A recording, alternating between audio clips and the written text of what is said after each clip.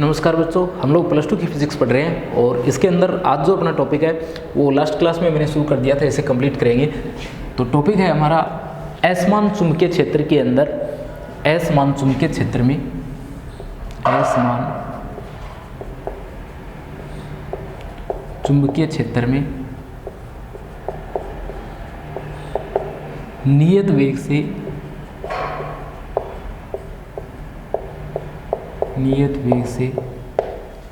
गतिशील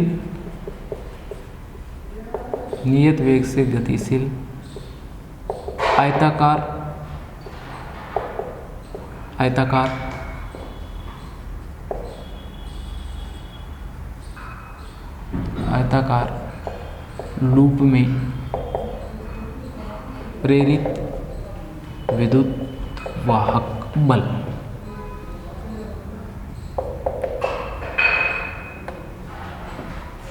असमान चुंबकीय क्षेत्र में नियत वेग से गतिशील आयताकार लूप में प्रेरित विद्युत वाहक बल। और इसके साथ साथ हम लोग धारा का भी मान ज्ञात करने वाले हैं कि यहाँ जो धारा आएगी वो धारा कितनी आएगी। तो सबसे पहले अपने क्या करते हैं, एक आयताकार लूप मानते हैं कि इस तरीके से हमारे पास में क्या है, एक आयताकार लूप है। ये क्या है, एक आयताकार लूप है। इसका नाम मान लेते हैं PQRS। ये हमारे पास में क्या है, एक आयताकार लूप है। और ये कहाँ स्थित है, ये असमान चुंबकीय क्षेत्र में स्थित है। तो इस आयताकार लूप के दोनों तरफ चुंबकीय क्षेत्र जो है वो क्या है, असमान है। एक तरफ B1 है और दूसरी तरफ क्या है, B2 है। तो ये असमान चुंबकीय क्षेत्र में स्थित है। अब ये क्या कर रही है, गति कर रही है। इसकी लंबाई वगैरह मान लेते हैं कि इसकी लंबाई जो है वो स्मॉल l है और इसकी चौड़ाई जो है वो स्मॉल b है। ये क्या कर रही है, इस असमान चुंबकीय क्षेत्र के अंदर कुंडली जो है आपकी गति कर रही है। देखिए ये किस प्रकार से स्थित है, तो ये आपको सामने से दिख रही है पर ये इस तरीके से रखी गई है। ठीक है, इस बात का ध्यान रखना, ये इस प्रकार से रखी गई है और जो चुंबकीय क्षेत्र इस पर है ये इस तरीके से लंबवत है। तो इस प्रकार से ये तो लंबवत है, सामने की ओर है, और ये लूप आपका इस तरीके से रखा गया है। तो ये कुछ इस प्रकार का डायग्राम जो है आपके पास में। चुंबकीय क्षेत्र अगर बनाएं तो चुंबकीय क्षेत्र कहाँ है, चुंबकीय क्षेत्र कागज के तल के लंबवत ऊपर की ओर है। डॉट बना देता हूँ मैं इसमें कुछ एक। तो ये जो डॉट हमने बनाई है इसके अकॉर्डिंग क्या है, चुंबकीय क्षेत्र है। अब ये क्या कर रहा है, एक समान वेग से इसमें गति कर रहा है, नियत वेग से गति कर रहा है। और मान लेते हैं किसी समय स्मॉल t पर, किसी समय स्मॉल t पर ये पहुंच जाता है एक नई position P dash, Q dash, R dash और S डैश पर। कितने समय के बाद की बात है, तो ये V डेल t समय के बाद की, ये डेल t समय के बाद की बात है। और कितनी दूरी तय कर जाएगा तब तक ये V डेल t दूरी जो है वो तय कर जाएगा। यहाँ V जो है वो क्या है, ये जो आयताकार लूप है इस लूप का वेग है। तो V वेग से तो ये गति कर रहा है और कितने समय बाद की बात है, ये डेल t समय बाद की बात है। तो आपके पास में Q डैश दूरी जो है वो कितनी आ जाएगी, V डेल t आ जाएगी। तो देखिए ये जो आपके पास में क्षेत्रफल है, अगर अपने इसे डेल a से लिखें तो ये डेल a क्षेत्रफल B1 क्षेत्र से निकल करके कहाँ जा रहा है, B2 क्षेत्रफल के अंदर। ये B2 चुंबकीय क्षेत्र जो है इसके अंदर ये क्षेत्रफल प्रवेश कर रहा है। तो इस क्षेत्रफल का अगर अपने मान ज्ञात करें कि आपके पास में जो क्षेत्रफल है वो क्षेत्रफल कितना आएगा, तो वो क्षेत्रफल आएगा यहाँ से डेल a। कितना आएगा, डेल a आएगा। और डेल a का मान ज्ञात करें तो ये जो क्षेत्रफल है इसकी बात की जा रही है, इसकी तो लंबाई गुणन चौड़ाई सूत्र लगाएंगे तो ये तो l आ गया और चौड़ाई कितनी है इस क्षेत्रफल की, तो वो है V डेल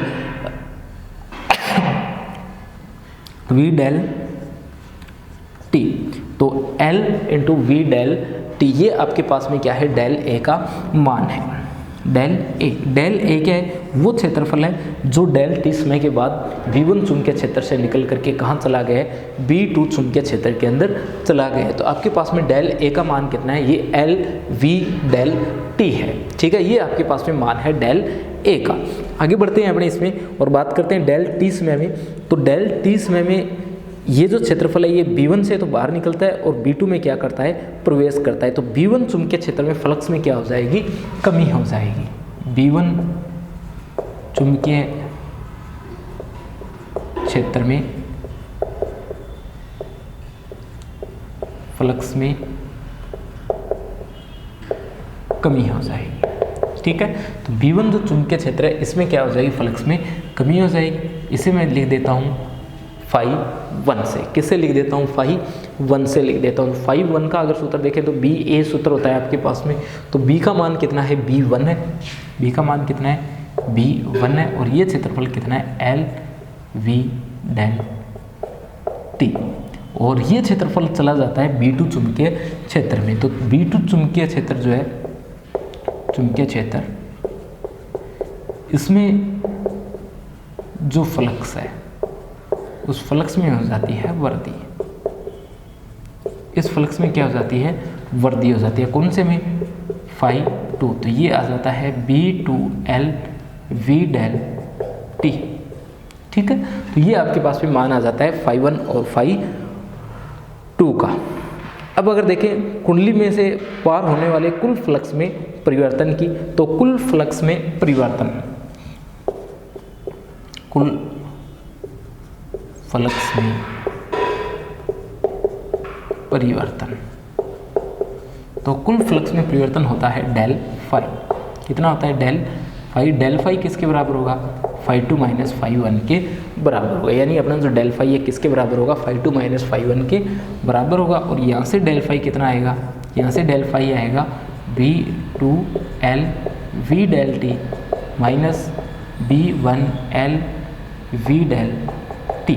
यानी डेल फाई जो है, डेल फाई का मान आएगा B2 minus B1L V del T।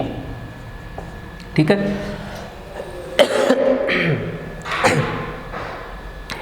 तो ये मान जो आपको यहाँ प्राप्त हो जाएगा। अब अगर अपने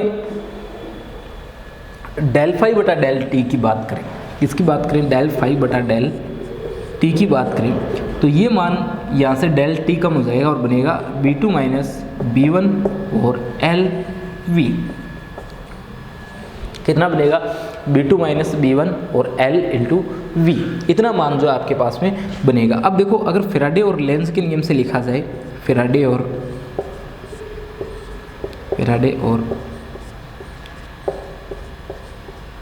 लेंज के नियम से, तो फैराडे और लेंज के नियम से हम लोग क्या लिख सकते हैं, अपने लिख सकते हैं E equal minus del phi बटा डेल टी। अगर ऐसा लिखे तो E इक्वल बनेगा माइनस का B2 माइनस B1 और L V। यानी E का मान कितना आएगा, तो ये आएगा B1 माइनस B2 L और V। ये आता है प्रेरित विद्युत वाहक बल का मान। समीकरण नंबर 5 के रूप में आप लोग इसे याद रख सकते हो, B1 minus B2 L V। प्रेरित विद्युत वाहक बल का मान कितना है, B1 माइनस B2 L और V है। ठीक है, ये प्रेरित विद्युत वाहक बल का आपके पास में मान है। दूसरा देखो, अगर आप लोग इस सूत्र को याद रखना चाहो तो आप लोगों ने लास्ट क्लास के अंदर जो सूत्र पढ़ा था वो पढ़ा था VBL के रूप में आपने पढ़ा था। VBL के रूप में ये सूत्र भी आपको प्राप्त हो रहा है, बस B की जगह क्या आ रहा है, B1 माइनस का B2 आ रहा है। ठीक है, तो ये आपके पास में क्या आ जाता है, प्रेरित विद्युत वाहक बल का मान आ जाता है। अगर कुंडली का प्रतिरोध कितना हो, कैपिटल R हो, यदि कुंडली का प्रतिरोध, तो कुंडली का प्रतिरोध कैपिटल R हो, तो कुंडली का प्रतिरोध कैपिटल R हो तो उसमें क्या आएगा, उसमें I आएगा और किसके बराबर आएगा, E अपॉन R के बराबर आएगा। I equal E upon R, I equal E upon R जो आपके पास में मान आ जाएगा। ठीक है, तो ये I का मान आपके पास में प्रेरित विद्युत धारा का, E का मान आपके पास में है तो रख दो इसे, ये बनेगा B1 minus B2, B1 minus B2 L और V। अपॉन में कितना है, कैपिटल R, अपॉन में कितना है, कैपिटल R है। तो ये सूत्र आपके पास में आ जाता है I का। दोनों सूत्र आप लोगों को याद रखने हैं, ध्यान रखना है इस बात का। एक तो ये सूत्र B1 माइनस B2 LV और दूसरा सूत्र जो आप लोगों ने I का लेकर रखा है B1 minus B2 LV upon capital R। दोनों सूत्र जो आपको हमेशा याद रखने हैं। ये सूत्र किसके लिए प्राप्त होते हैं आपको, ये सूत्र प्राप्त होते हैं आयताकार लूप में प्रेरित विद्युत वाहक बल के और प्रेरित विद्युत धारा के। आयताकार लूप जब कहाँ गति करता है, असमान चुंबकीय क्षेत्र में गति करता है। तो असमान चुंबकीय क्षेत्र में नियत वेग से गति के समय जो आपको मान प्राप्त होते हैं आई और बी के, वो मान समीकरण 5 और 6 में लिख दिए हैं। आगे बढ़ते हैं अपने और नया टॉपिक शुरू करते हैं। आयताकार लूप की असमान चुंबकीय क्षेत्र में गति में ऊर्जा संरक्षण।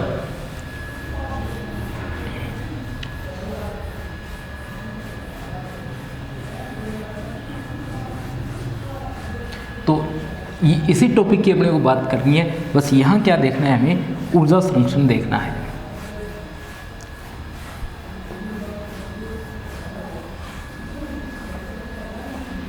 ये जो लूप है इसमें क्या रहती है, ऊर्जा संरक्षित रहती है। देखिए आगे, ऊर्जा संरक्षण इसमें आयताकार लूप में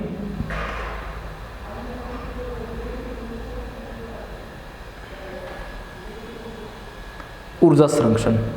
तो इसी टॉपिक के अंदर अगर ऊर्जा संरक्षण अपने को देखना हो तो किस प्रकार से अपने देखेंगे, असमान चुंबकीय क्षेत्र में नियत वेग से गतिशील आयताकार लूप में इसकी गति के कारण ऊर्जा संरक्षण, या सीधा लिख दूं इसमें मैं ऊर्जा संरक्षण।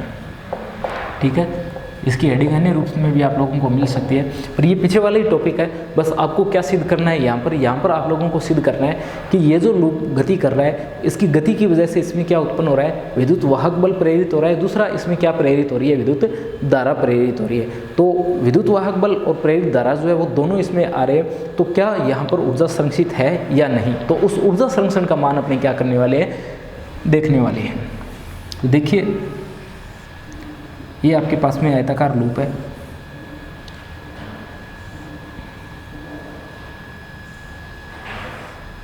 ठीक है, कोई नाम इसका लिख दीजिए इस लूप का, जैसे PQRS अगर नाम लिखिए अपने।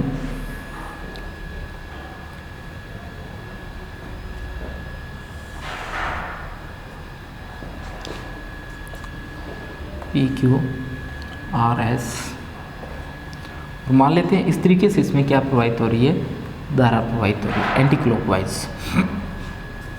ये लंबाई स्मॉल l है और ये चौड़ाई स्मॉल b है, और किसी समय ये गति करता हुआ पहुंच चुका है इस जगह।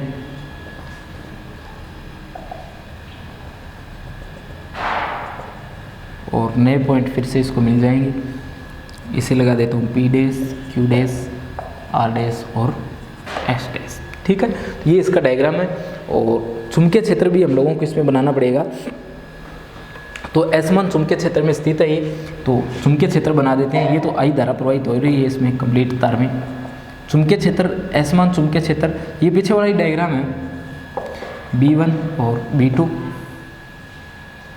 ठीक है, B1 और B2 चुंबकीय क्षेत्र वही कागज़ के तल के लंबवत बाहर की ओर है, और इस प्रकार से हम लोगों ने इसे रख रखा है, तो इसके लंबवत बाहर की ओर है। ठीक है, और अब देखिए, ये जो लूप है, आयताकार लूप है, ये किससे मिलकर के बना हुआ है, तो आप लोग देख सकते हो ये लूप जो है वो अलग अलग प्रकार के 4 धारावाही चालक तारों से मिलकर के बना हुआ है। यानी ये लूप जो है ये किससे बना हुआ है, ये चालकों से मिलकर के बना हुआ है, चालक तारों से मिलकर के बना हुआ आप लोग इसे मान सकते हो।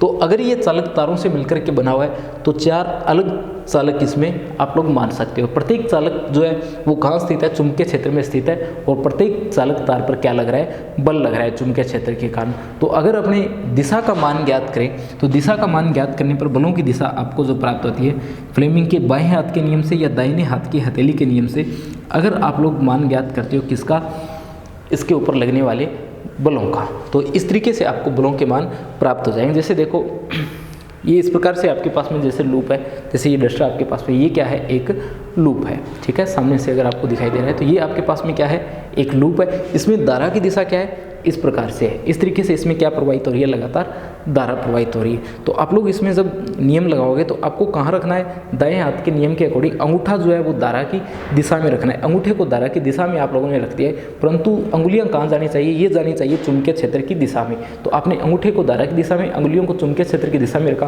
तो बल जो आता है उसकी दिशा क्या आती है, इस ओर आती है। यानी इस ओर बल की दिशा जो आपको प्राप्त हो जाती है। फिर लगातार बल की दिशा जो आपको मिल जाएगी। तो एक बल इस ओर लग रहा है, दूसरा बल यहाँ लग रहा है, और तीसरा और चौथा, ये 4 बल जो है आपको मिल जाएंगे इसमें। इसे मैं F2 वेक्टर से लिखता हूँ और इसे लिखता हूँ मैं F3 वेक्टर से, और ये आता है अपना F4 वेक्टर। तो ये 4 बल जो है इसमें आयताकार लूप पर आप लोगों को प्राप्त हो रहे हैं। अब अगर अपने देखें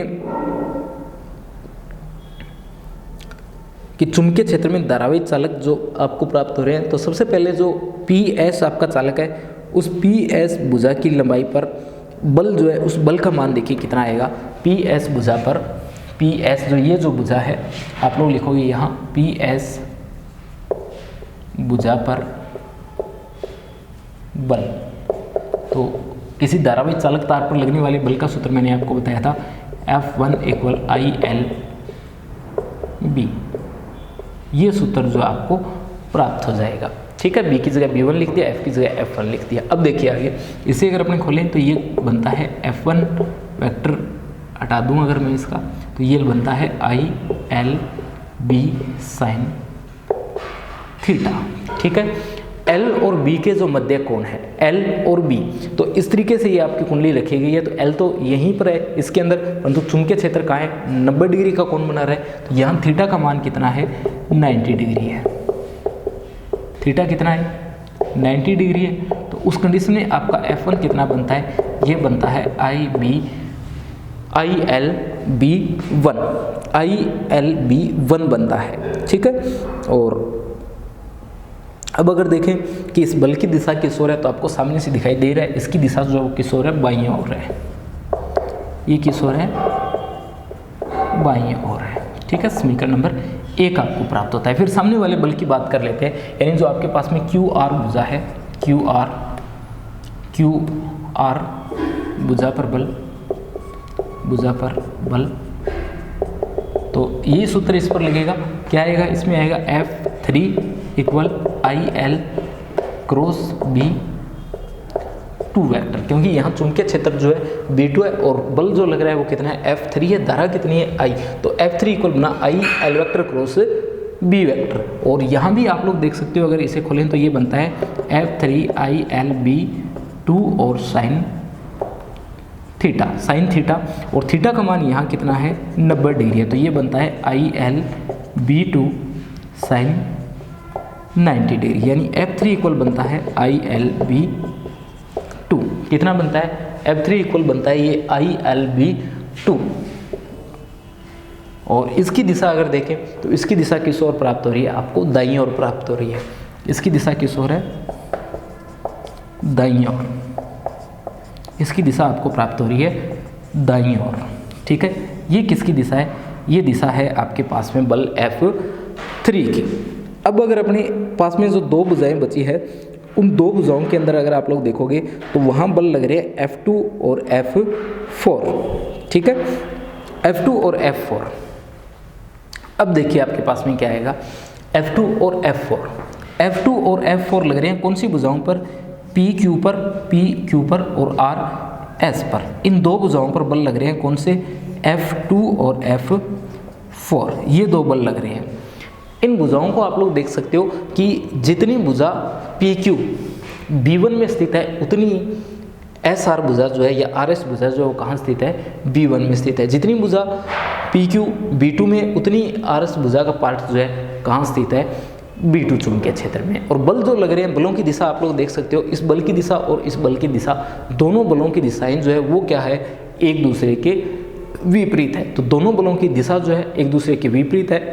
परिमाण में मान जो आएंगे वो क्या आएंगे, बिल्कुल बराबर आएंगे। तो आपके पास में F2 और F4 जो है वो दोनों क्या हो जाएंगे, 0 हो जाएंगे। तो कुल बल F वेक्टर जो आपके पास में कितना आएगा, F वेक्टर का मान आएगा F1 + F2, सदिश रूप में लिखना है F1 vector + F2 vector + F3 vector + F4 vector, ठीक है। इसमें से जो 2 और 4 वाला है वो तो अपना कैंसिल हो जाता है। तो आपके पास में F का जो मान आएगा, F का मान, सबसे पहले F1 वेक्टर का मान रखें। तो F1 वेक्टर का मान आपके पास में है ILB1, F2 और F4 दोनों के मान बराबर और विपरीत है तो 0 आ जाएंगे। और F3 जो है ये आता है आपका ILB2। कितना आता है? ILB2 आता है। ये माइनस हम लोगों ने लगा दिया दिशा के कारण, क्योंकि दोनों की दिशा जो है वो क्या है, एक दूसरे के विपरीत है। तो यहाँ क्या लगा दिया हम लोगों ने? माइनस लगा दिया। तो F कितना आएगा? F आएगा B1 माइनस B2 IL। ये मान जो है आपको प्राप्त हो जाता है किसका? लगने वाले बल F का। ठीक है, तो F आपको मिलता है IL B1 माइनस B2। अब देखिए आगे, अपनी कुंडली जो है वो क्या कर रही है? V वेग से लगातार गति कर रही है। ठीक है, कुंडली जो है वो क्या कर रही है? V वेग से गति कर रही है। और डेल टी समय में इसका विस्थापन कितना होगा? V डेल टी होगा। और इस विस्थापन में किए गए कार्य का मान कितना होगा? तो वो होगा F इंटू विस्थापन। विस्थापन अपना V डेल टी है, तो ये बनेगा F into v del W equal F into v del t. ठीक है, ये जो मान है ये V डेल टी से मल्टीप्लाई हो जाएगा।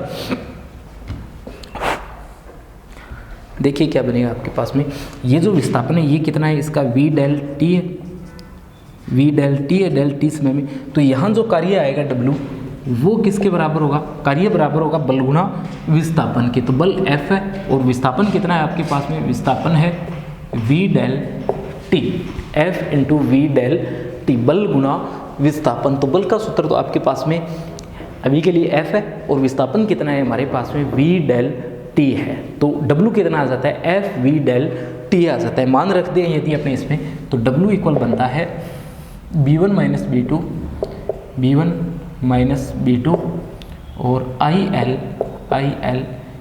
V डेल टी, ये बनता है B1 minus B2 IL V del t, B1 minus B2 IL V del t. ठीक है, ये मान हमारे पास में आ जाता है किसका? W का। अब देखिए आपके पास में I जो है, I का मान हम लोगों ने ज्ञात किया था। तो I का मान जब आप लोगों ने ज्ञात किया था तो I का मान कितना प्राप्त हुआ था उसमें हमें?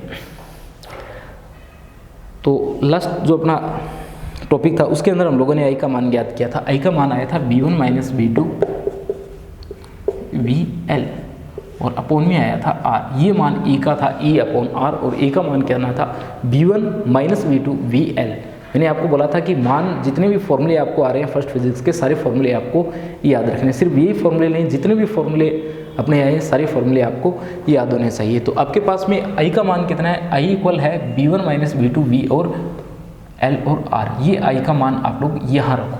अगर इसे यहाँ रखा जाता है तो W इक्वल बनता है B1 minus B2 L V del t. ये तो हो गया ये L V डेल टी। और गुणा में कितना आया? गुणा में आया B1 माइनस B2 VL बटा R। इसे आप लोग लिख सकते हो W equal B1 minus B2 और इसकी आती है होल स्क्वायर L की स्क्वायर V की स्क्वायर डेल टी बटा R। ये मान आता है हमारे पास में किसका? W का।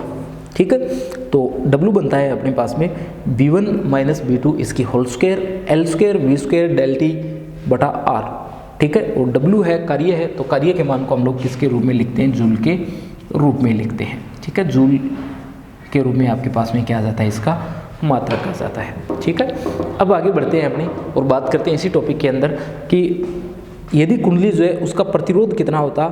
R होता। तो R प्रतिरोध के कारण जब उसमें धारा प्रवाहित होती तो उत्पन्न ऊष्मा जो है, उस ऊष्मा का मान कितना आता?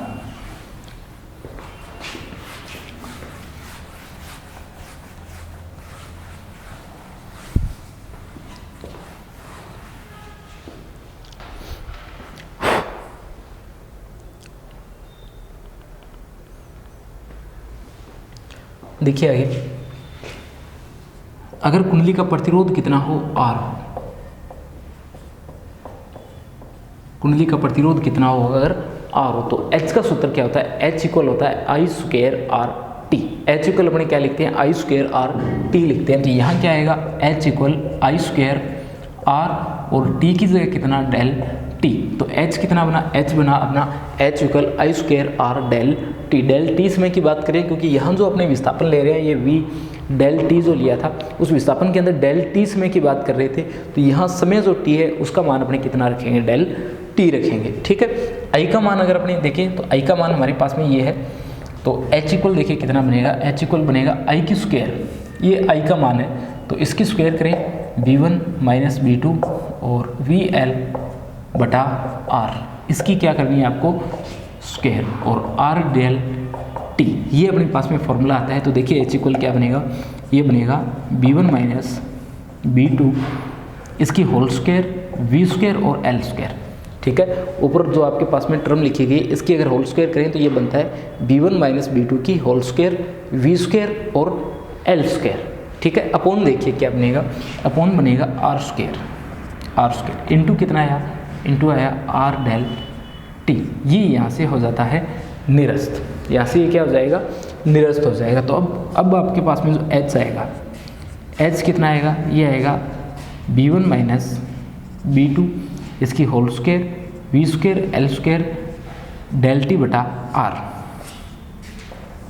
ये समीकरण आपको प्राप्त होती है। अगर इसे b लगाता हूँ, इसे मैं समीकरण नंबर a लगाता हूँ, तो समीकरण a और b को अगर देखें तो समीकरण a में देखिए आप लोग क्या आ रहा है, b1 माइनस b2 की होल स्क्वायर, और इसमें भी क्या आ रहा है, b1 माइनस b2 की होल स्क्वायर आ रही है। अब देखिए डेल टी इसमें भी आ रहा है, इसमें भी है, r इसमें भी है और इसमें भी है। अब देखिए l स्क्वायर लिखा हुआ है, ये l स्क्वायर है और ये v स्क्वायर है। इसका मतलब क्या है, समीकरण a और b जो है अपनी क्या प्राप्त हो रही है, हमें बराबर प्राप्त हो रही है। समीकरण a और b जो है वो क्या प्राप्त हो रही है, बराबर प्राप्त हो रही है। इसका मतलब ये हुआ कि जब आप लोग क्या करते हो, कुंडली को, ये जो आयताकार फ्रेम आपका है, इसे आप लोग चुंबकीय क्षेत्र में, असमान चुंबकीय क्षेत्र में, b1 और b2 असमान चुंबकीय क्षेत्र है, तो इस असमान चुंबकीय क्षेत्र में आप लोग जब क्या करवाते हो, इसे गति करवाते हो, तो इसे हम लोग गति करवाते हैं, यानी गति करवाने का मतलब हो गया हम लोग क्या करते हैं, कार्य करते हैं। तो अपने जो कार्य कर रहे हैं वो कार्य किस में रूपांतरित हो जाता है, वो कार्य रूपांतरित हो जाता है ऊष्मा में। वो कार्य किस में रूपांतरित हो जाता है, तो हम लोग जो कार्य कर रहे हैं वो कार्य रूपांतरित हो जाता है ऊष्मा में। तो यहाँ से अपने को पता चलता है कि अपने जो कार्य कर रहे हैं वो कार्य किस में रूपांतरित हो रहा है, ऊष्मा में रूपांतरित हो रहा है। यानी ये जो आपके पास में आयताकार असमान चुंबकीय क्षेत्र में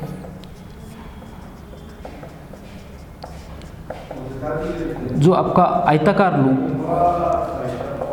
लूप गति कर रहा है, आयताकार लूप जो वो क्या कर रहा है, नियत वेग से गति कर रहा है, तो इसके नियत वेग से गति करने में ऊर्जा जो है वो क्या रहती है, संरक्षित रहती है। ऊर्जा यहाँ पर क्या रहती है, संरक्षित रहती है। ठीक है, तो यानी अपने जो विद्युत वाहक बल उत्पन्न हो रहा है इसके अंदर जो प्रेरित विद्युत धारा उत्पन्न हो रही है वो किसी प्रकार की ऊर्जा जो अपने न तो उत्पन्न कर रहे हैं, ना ही ऊर्जा को अपने क्या कर रहे हैं, नष्ट कर रहे हैं। बस अपने जो कार्य कर रहे हैं वो कार्य किस में रूपांतरित हो रहा है, वो कार्य रूपांतरित हो रहा है अपना ऊष्मा में। ठीक है, तो यहाँ पर आप लोग देख सकते हो ऊर्जा जो है वो क्या रहती है, संरक्षित रहती है। ठीक है, ये दो टॉपिक थे आपके, एक तो आयताकार लूप जो है उसके अंदर प्रेरित विद्युत वाहक बल का मान ज्ञात किया था, कुछ एक फॉर्मूले आपको बताता हूँ फिर अपना ये कंप्लीट हो जाएगा। कल की जो अपनी क्लास है उसके अंदर अपने शक्ति और जो छड़ है जब वो क्या करती है, वर्ताकार पथ में घूर्णन गति करती है, उसके लिए मान ज्ञात करेंगे। तो एक तो अपने